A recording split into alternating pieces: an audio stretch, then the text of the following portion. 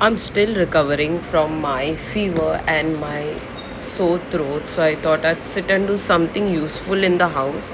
And when I was going through things, I found this old wallet kind of purse.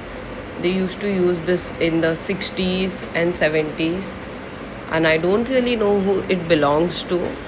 But yeah, I took it and I started to paint. And when I was thinking of painting, I thought of getting few ideas, but then I did not have the paint for it. I only had yellow, violet, and magenta, and I couldn't use much of magenta because the wallet itself is very close to that shade. So I decided to make yellow rose because I think rose is the most beautiful flower, and it's always available, and it's available in so many wide ranges.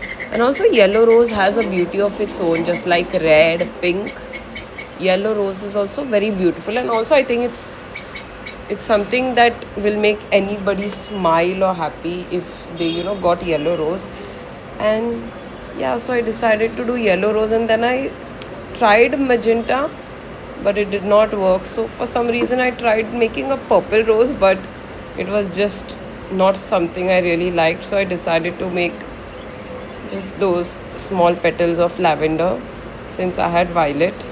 And yeah, I thought of erasing the violet rose in between, but then I was like, nah, let it be. It's okay. And then I realized the red car theory, but here we'll make it the yellow rose theory.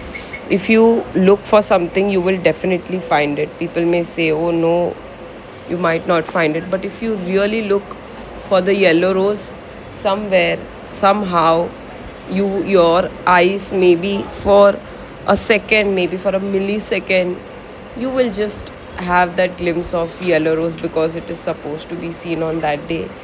And yeah, I did not have brown color for the stem, so like I made magenta stems. So yeah, if it is magenta stems, it is magenta stems. You never know, someday they might just do a hybrid of some flowers and plants and get a magenta color stem. Yeah, that's it for the day.